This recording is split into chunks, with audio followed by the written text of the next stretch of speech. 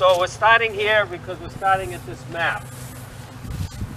New and improved. New and improved. So I'm going to start off by letting you know what's been happening in the cemetery with CPA funding. Are you familiar with Community Preservation Act funding? We've used quite a bit of that funding for these cemeteries. What's been done for this particular burial ground, you see there's a sign now that says this is that this is a cemetery. There hadn't been signs before. We had this was done, the original was done almost 20 years ago by a scout for an Eagle Scout project, Carl Vanderpool, and it's actually in memory of one of his friends who died in an accident, so the original that he built lasted 20 years out of pressure-treated wood, and it died. What we were able to do with his dad had the originals. We were able to get the original images, and then we had it this made a couple of years back, and this should last 50, 60 years. Who was the Boy Scout that involved? The Boy Scout was Kyle Vanderpool. T-O-E-L. So, every marker that's out here is listed, it's numbered, and the numbers will tell you who's there. So if you're looking for someone, you can look at the map and find out what the numbers are. Nothing's in straight rows, so it's kind of a little hard to find it, but you can find them pretty well. So we did the sign up there, CPA for this new installment. We had all of these, something like 215 markers. So we had all 215 markers inventoried to see what condition they were in. We had a CPA project to fund that. With that information, it told us which ones were in dire need of work and which ones just needed to be cleaned.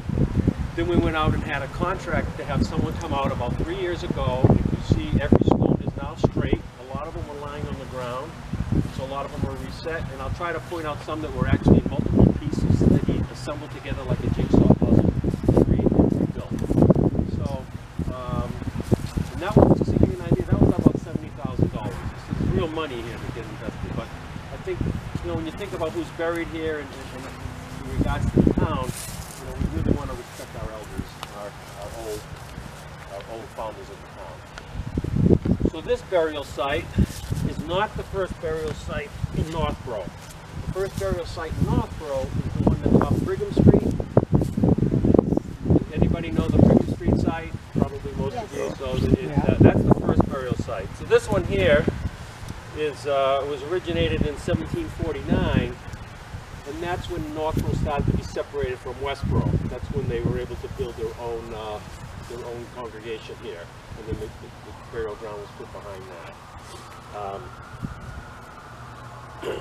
The other thing that we're doing now regarding CPA funding is we've nominated this part of the cemetery plus the entire, all the way to the brook, as putting it on the National Register of Historic Places. So the nomination documents went in about 2 months ago. It's going to take about 2.5 years before we get this thing settled. It's because of the backlog at the State House for getting these things nominated.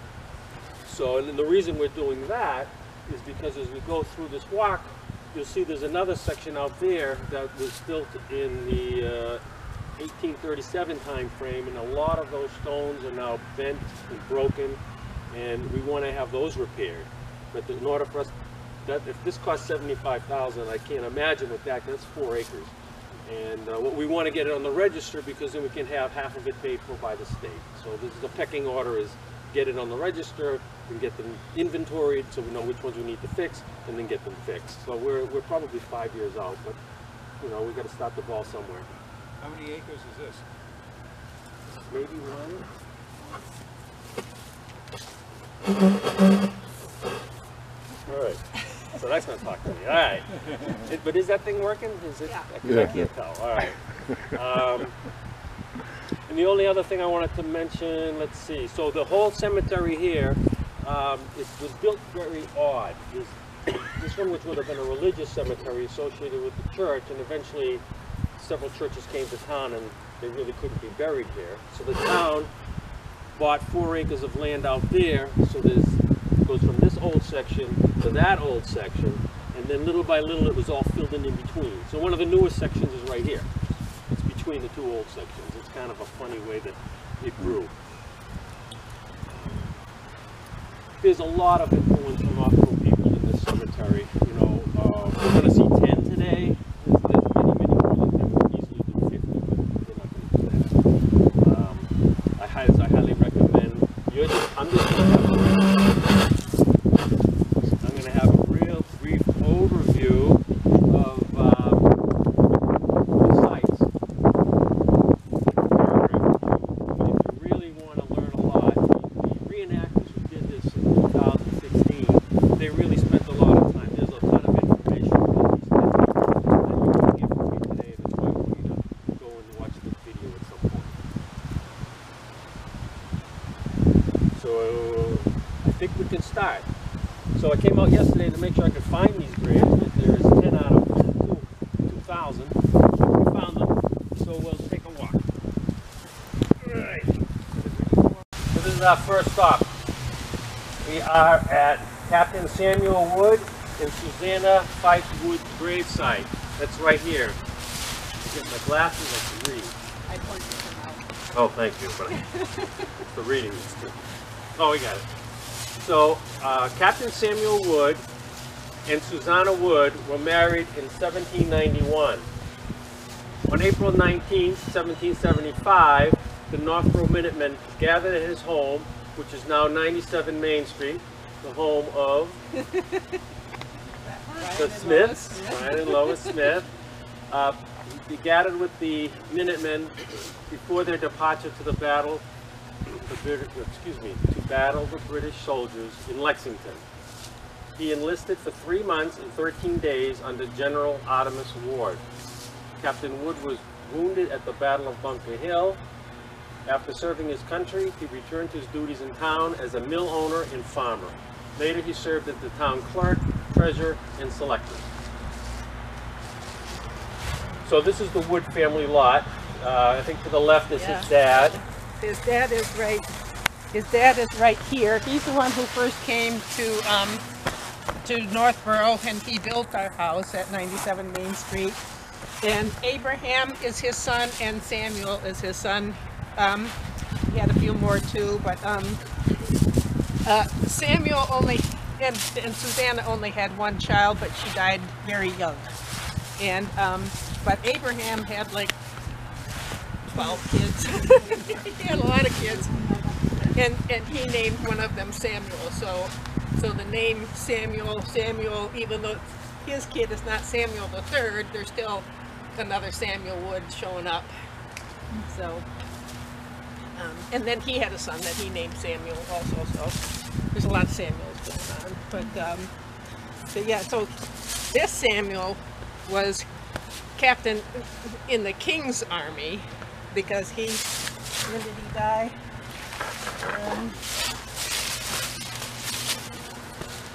It's hard to read. Can't read when he died, but he was probably dead either before the war started or whatever. So he wasn't in the U.S. Army, so he doesn't get a little flag because he was in the King's Army. But in our house we have the conscription into the Army as an ensign for senior Samuel Wood. So yeah, and this Abraham, he was involved in the church. He wrote church music and is very well recognized in the world of music. And a few of his kids are here. The ones that died early, I don't know where all the other ones are. But, thank you, Lois. Yeah. Thank you, Lois. You're coming from over here. Yeah. Well, that's working. That's good. So this will probably be the most detailed because of Lois's and Brian's involvement with the video. Yeah, we were the enactors at the Ghost in the Graveyard. So now we'll go visit Mary Fairbank. She's right here. Mary Fairbank. She's primarily famous for her epitaph. And actually, on that note, whenever you have a chance, walk the cemetery and read the epitaphs for the different stones, because they're very interesting. They talk about the people's lives, they talk about how they died. It's very different from what we do today, where it's pretty much just the name, birth date, and death. There's one of them over there that talks about the fellow who fell off a horse and died. So you know, there's a lot of interesting little stories as you walk through. But in the case of Mary, Mary spent her childhood in Sterling, Massachusetts, and moved to Northboro after marrying Josiah Fairbank. Sadly, she is one of the many young women who died during childbirth. Though her life was short, she lived through an exciting time that includes the Revolutionary War and President Washington's trip down Main Street. Northboro in the autumn of, well, his trip down Main Street in the autumn of 1789. Her tombstone inscription is one of the most eloquent and touching in the cemetery. So she's buried here with her child, and then I think she had 2 children, and they're probably both buried here. They both died young, and that was a very common occurrence back in colonial times.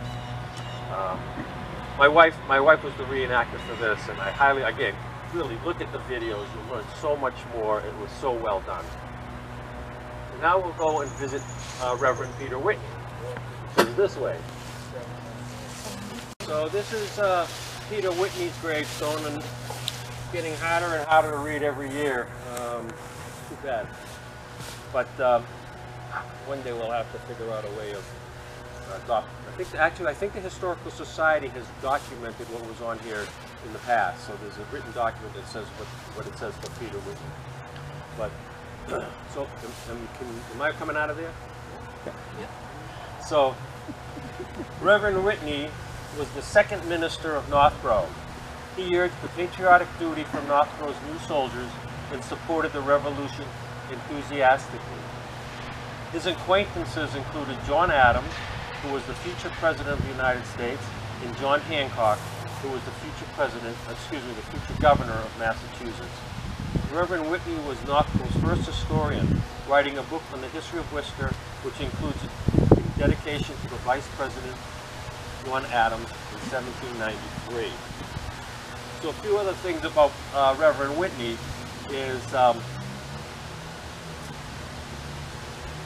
when he was giving his Sunday sermon, he was passed a note, and he ignored it so he could finish his sermon. After his sermon, he opened up the note. He said his house was on fire. His house burned to the ground. So it was rebuilt, and that's the Whitney Parsonage that's down the street here on Whitney Street, which is also now in the historic district. So he was very focused on his mission, and he was very pro-revolutionary, very pro-revolution. And if you read his book on Worcester County, it's online. You can Google it, and you can read it online, or you can buy it for like $10. And there's a whole chapter about Northboro, and it's one of Northboro's earliest written histories. He talks about the people who lived in the town at the time and some of the events that were going on at the time. So I encourage you to go online, Google Reverend Whitney, and read the chapter on Northboro. Norm, how did he get so much space? That's a good question. I don't know. It's interesting because we skipped a whole bunch of other people, and one of them, the tomb over there, is for the first town minister, right in that area, and he doesn't have this kind of space. But these, for some reason, these 3 have a lot more space. Good question. Probably all ledge underneath. Yeah, Huh? could be. Probably all ledge underneath. No, have they ever done any kind of research as far as seeing if there are any other tombstones that are buried underneath there? Because there could have been other burials in here.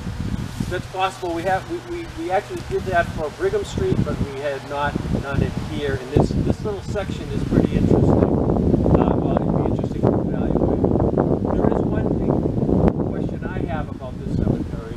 They opened it up. It was to bury the children that died from the Crotus temper down at when it was first opened.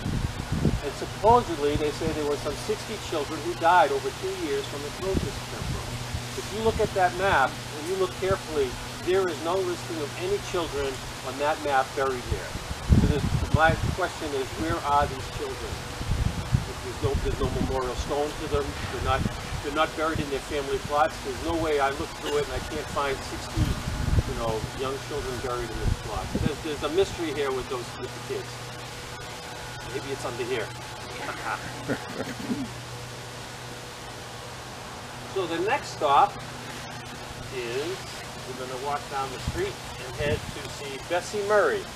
Everybody knows Bessie Murray, right? Yeah. All right.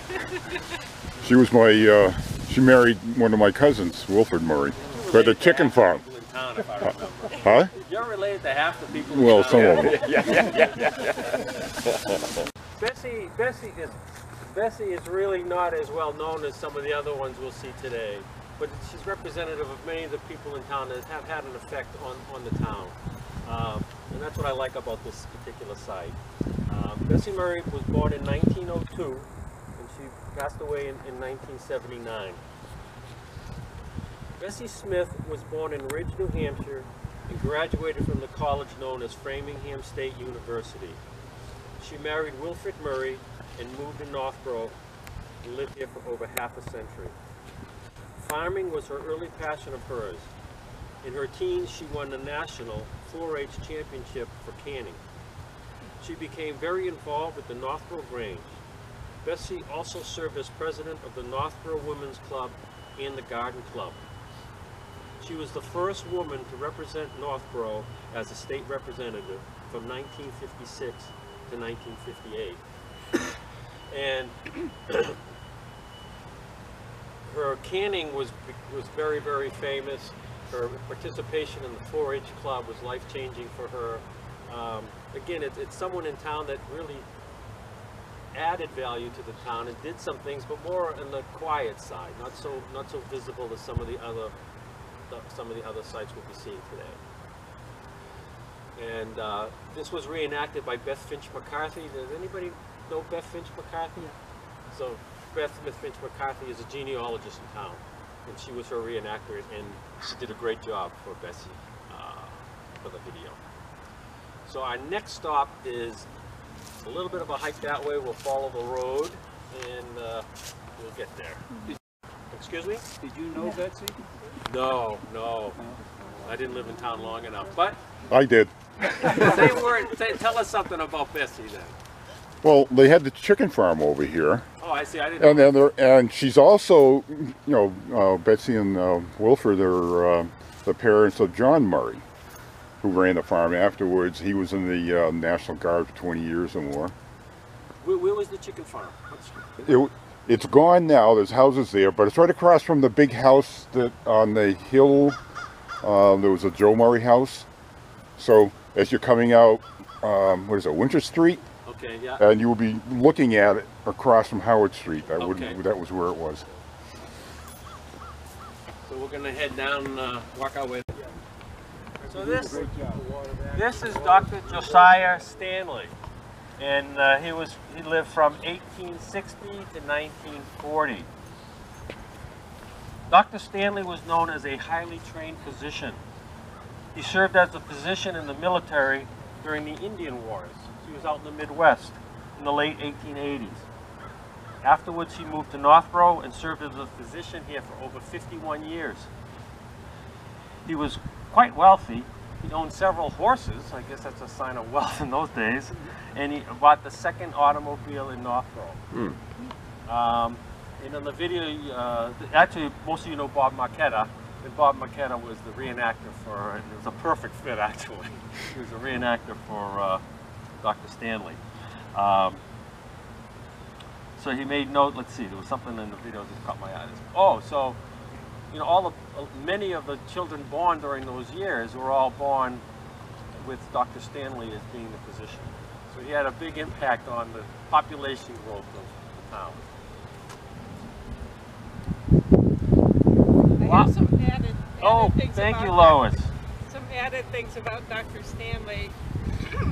He lived as a boarder in one of the houses on Main Street with a husband and wife. And when the husband died, he married the wife, Elmira.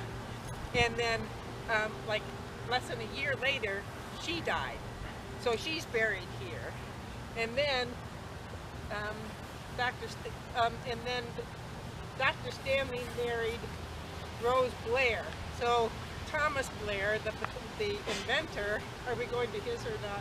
Okay, so Thomas Blair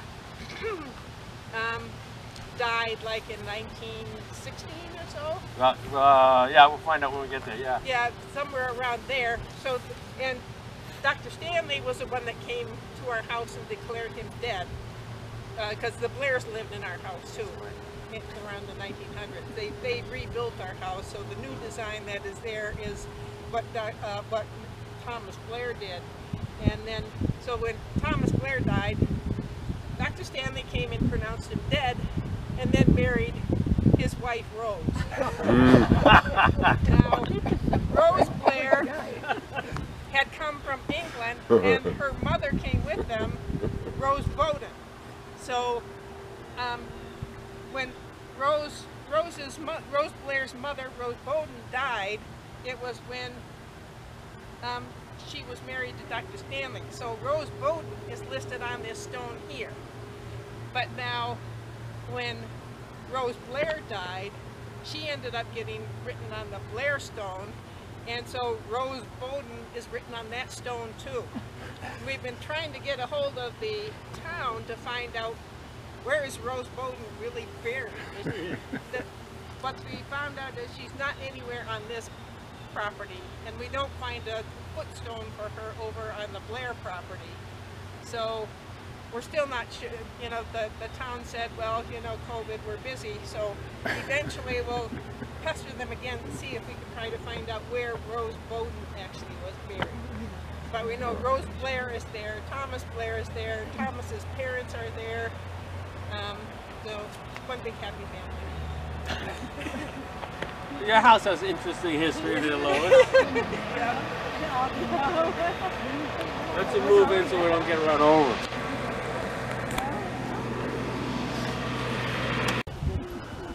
So this is today. This is like this week's news, all right? Yeah. See how clean this stone is? Yeah. See how clean the one next to it is, and the one there. Well, we were fortunate. We had a Girl Scout. She needed a silver. She was working on her silver badge. She's a high school student. So her name is Lana Ingerslav. She contacted us, and she contacted the Historical Society. And I'll wait for the tractor to go by.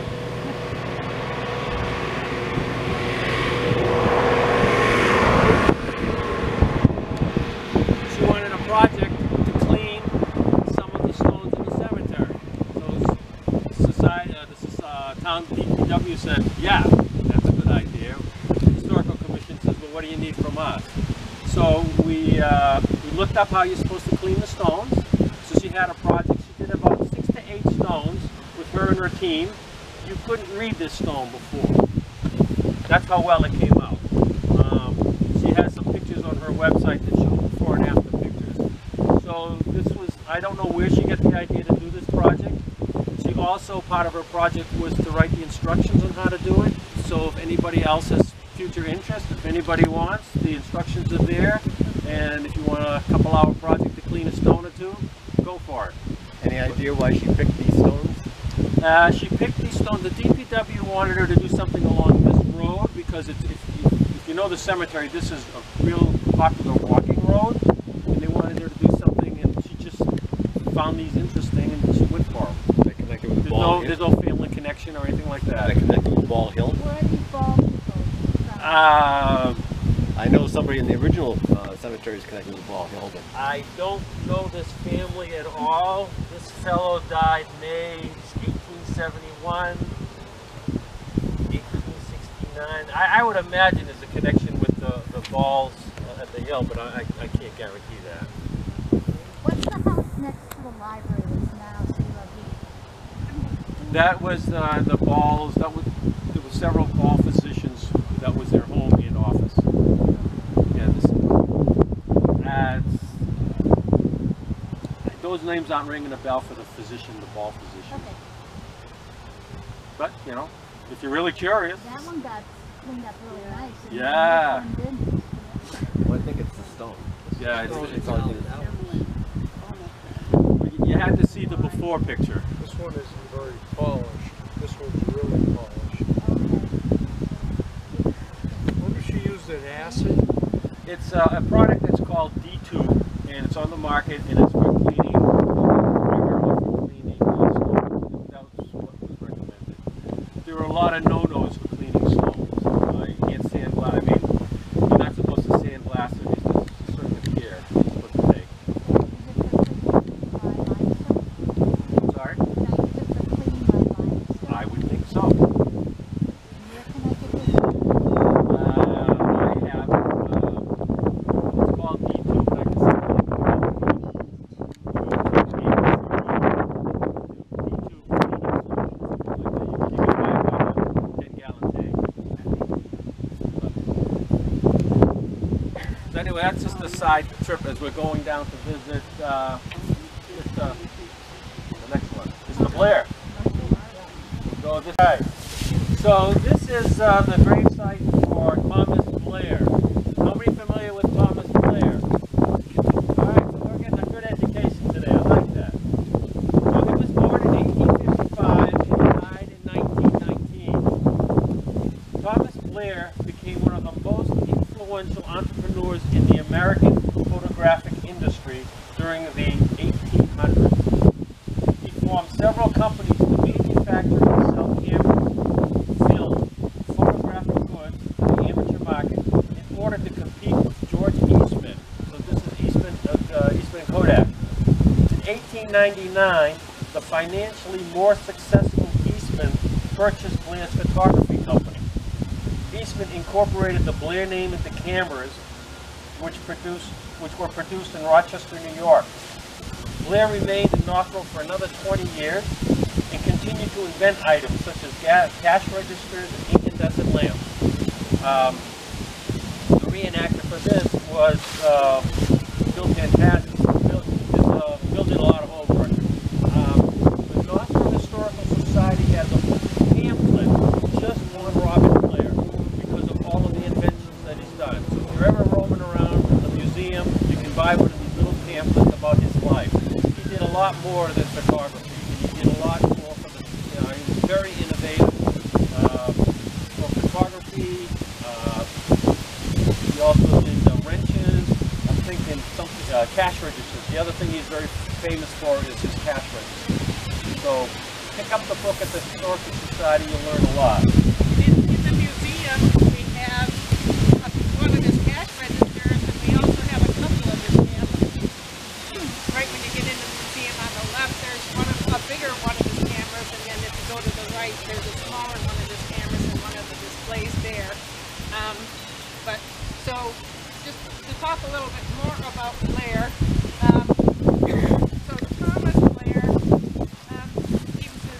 he had come from Nova Scotia, had been married up there, got divorced, and then moved down here, and then went over to England. That's where he met his wife, Rose, who Rose both at that time, and then she got married, so he's Rose Blair.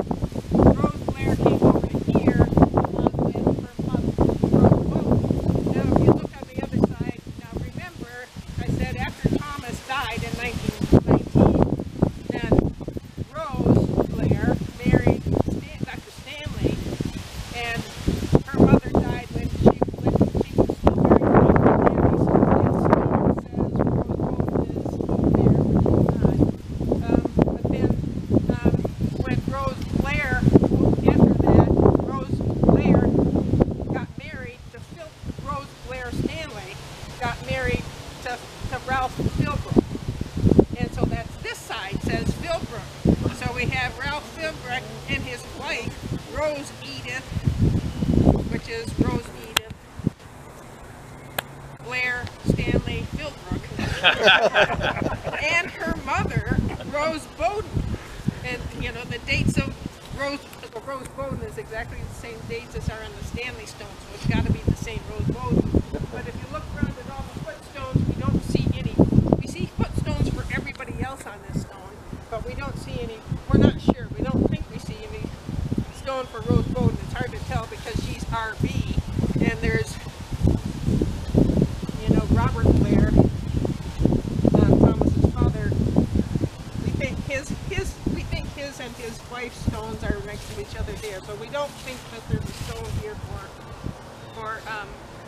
Rose, a footstone for Rose Bowden, but we're not sure if she's here or where she is. I mean, maybe they sent her back to England, who knows.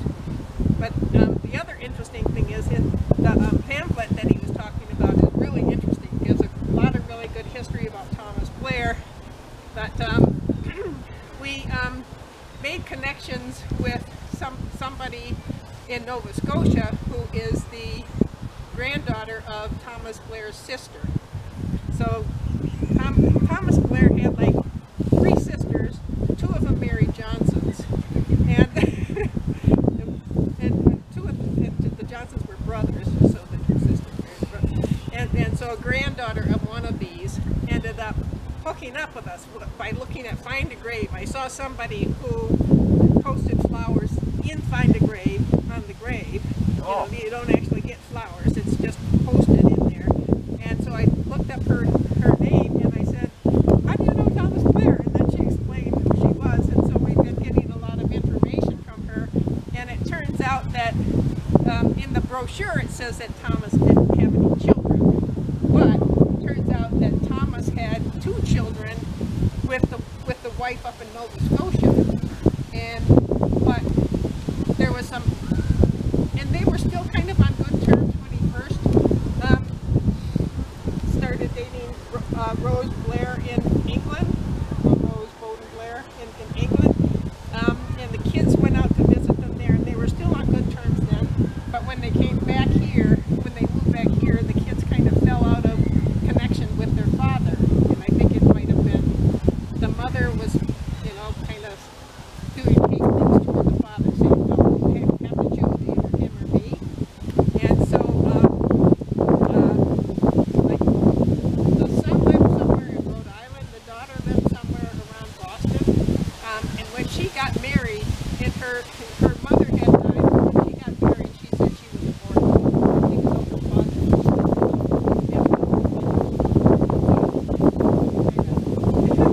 but it doesn't say anything about that.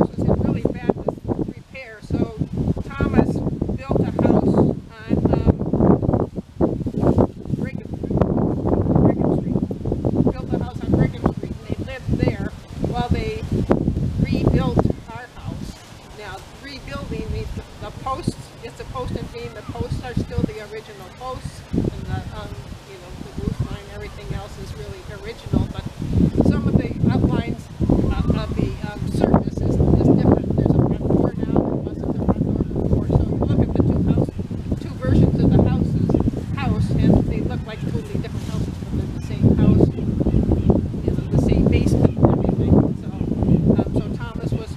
Thomas ended up moving into our house after he redid it in like 1918, and then he died. He died within like a year after he moved into the house, so that was too bad. Rose lived there for a little while until she married Dr. Stanley. So what you need to do, Lois and Brian, is have your own program at the Historical Society about your house and all the intrigue associated with your house. Yeah, I was thinking about doing a Facebook article, but then when I got into all of the stuff that's been going on, I'm like, this is too long for a Facebook article. So that's one of the reasons why I'm kind of stepping back from some of the other things. I had been on the board of directors for the society, but I decided, well, I need to step back from that so I can do some writing and create some of this history. When it's complete or nearly complete, I think it would be a good program. All right. Go. All right. The director says go. So this is the Gale site. So this is, it's funny it doesn't say junior on this. This is the Cyrus Gale Junior site.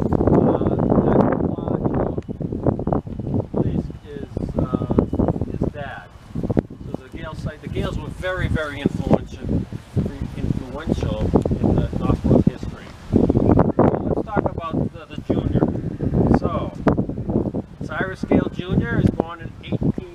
1905, passed away in 1907.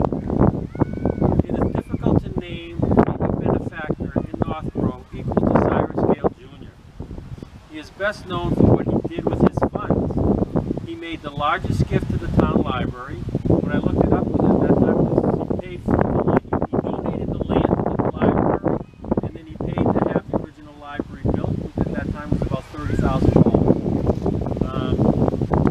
He became also the library originally was in the town hall, and he became one of its first trustees. He endowed Massive Park. Massive Park, where the glass pad is, and the great park, and the hill, and all of that, that was all his land. He donated that to the town also. Both of these, both the park and the library are well-functioning testimonials of his generosity. His wife, Ellen Gale, was active in all of his endeavors, and she made many contributions on her own, including the gate for the cemetery after his death. That's the main road in there. Go right by the street, you'll see this is space wrought iron fencing that on our list with the Historical Commission.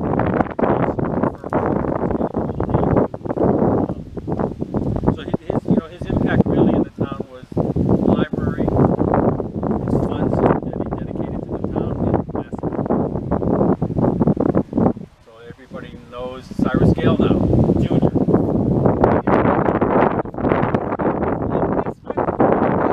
Notice the shape. So he owned a general store in town, and notice that the shape of their stones are cash registers. Oh yeah. Something that a lot of people might just walk by and not notice. Now, Cyrus Gale, and this is Samuel Wood, who's called Samuel Wood Jr. Remember when I was back at the Samuel Wood, our Samuel Wood one, so it said that his father's name was Samuel Wood, so he was Samuel Wood the first, and our Samuel Wood is Samuel Wood the second, and he didn't have any, his daughter died young, but his brother had a son, that his youngest son, named Samuel, and then Samuel was Samuel's father, so that Samuel was Samuel's,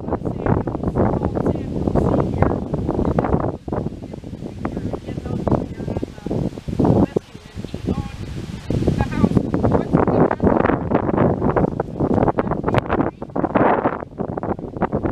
address? He owned that house.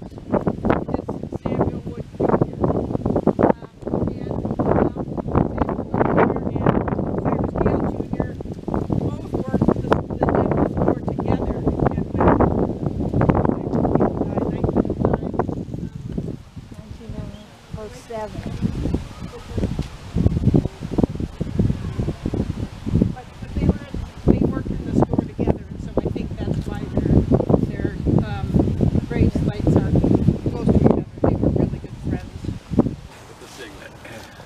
Before I talk about Reverend Allen, I want to make one point on the cemetery ground we're on right now. So remember when we started out, I said that was the old burial ground, and then when they really needed something that was not related to the Unitarian Church, they bought 4 acres. The town bought the 4 acres here.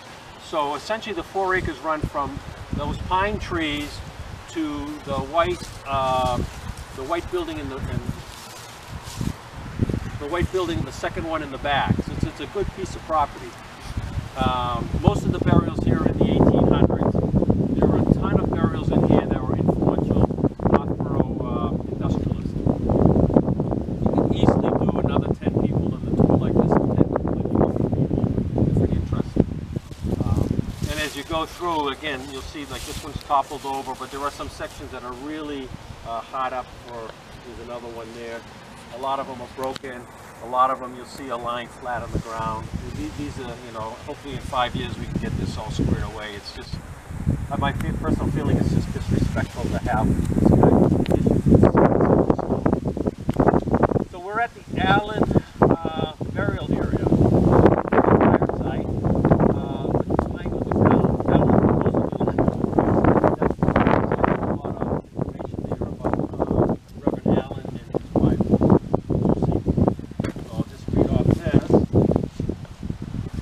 Lucy and Joseph Allen were married in 1818. Lucy was known to be a patient and a thoughtful, kind, loving person, especially to the poor and the suffering.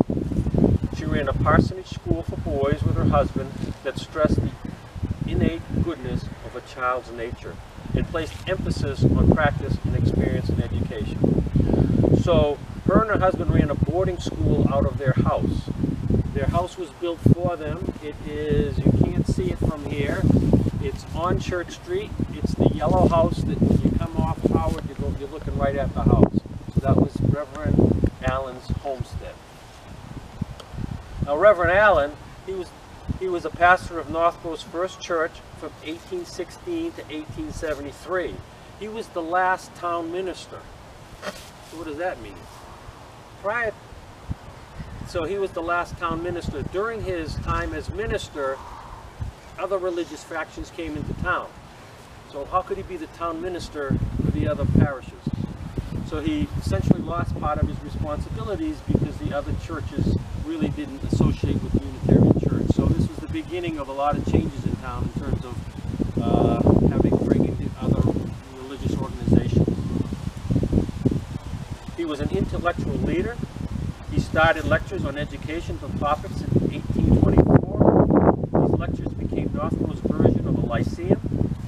You want to know about the lyceum? The Historical Society has a booklet that someone wrote about the lyceum in Northboro. It's a nice, interesting little read. So all these little pamphlets, there's probably 20 little pamphlets in the Historical Society's archives or the available for purchase that have all these little topics associated with the Northboro people or Northboro activities. The lyceum was a major adult educational program in the 19th century.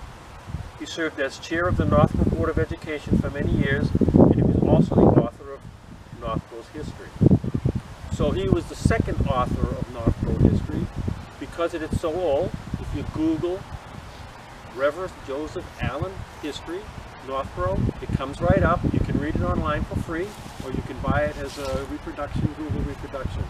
It's so he wrote, a lot of it was for the 100th anniversary of the town, and I had a copy that I scribbled a lot in because he has a lot of references, very detailed references of the early inhabitants of the town, where they lived, what they did, because in his case, you know, what we consider ancient history, he was only 2 generations removed, so it was pretty fresh history, and he really documented that part of the 1700s and early, late 1700s very thoroughly.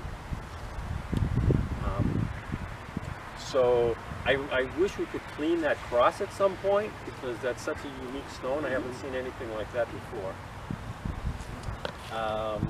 I highly recommend going online and reading Allen's history of Northboro.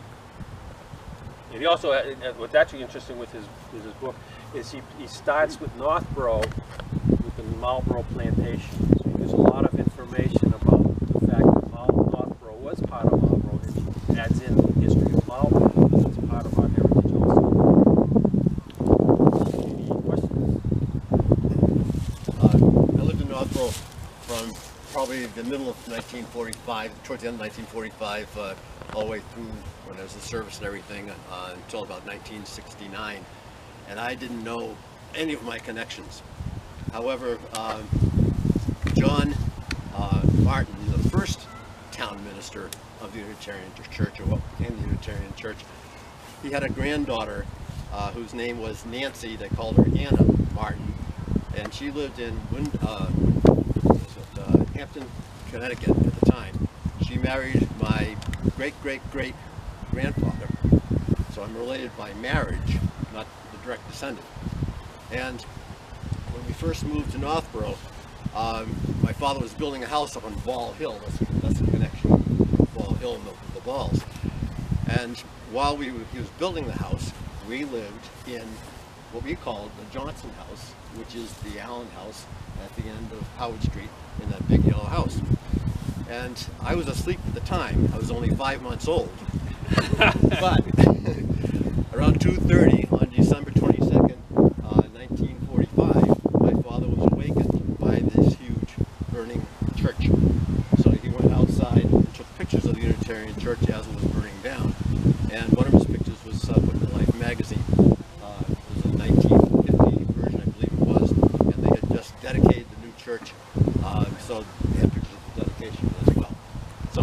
nothing of this while I was growing up.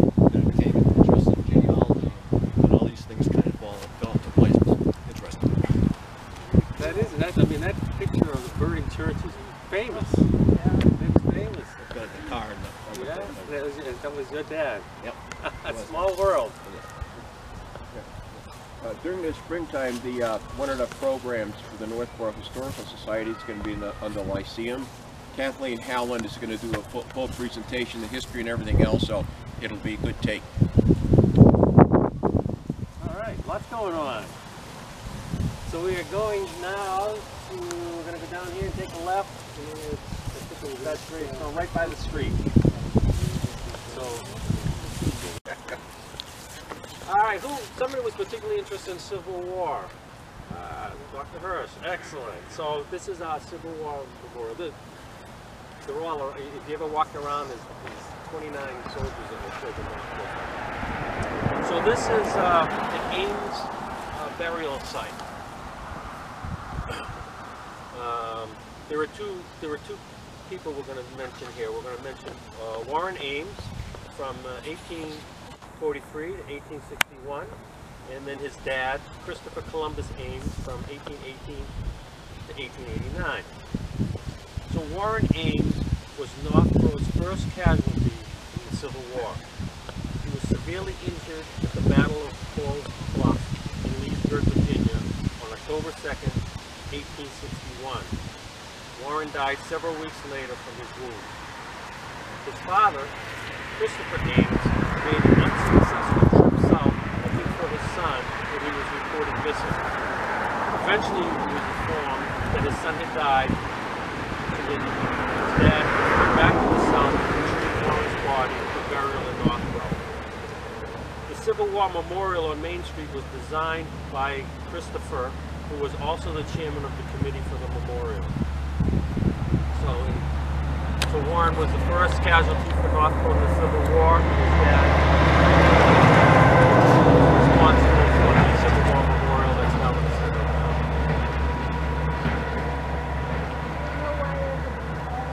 No, I don't know why there's a baseball there. There's a baseball field across the street. That's a long way. There must be a connection somewhere. It looks like it was placed there. It's not an accidental. No, but if you walk around, there's quite a few of the memorials are in that time frame of the Civil War with a lot of the soldiers. They're well marked. Well, certainly for Veterans Day, I think they're probably well marked with flags, so you should be able to find them pretty easily. I think we have one more. We have one more to go. So we're gonna head down onto the street and take a left, and we're hiking the back a ways this way. Expansion of the cemetery.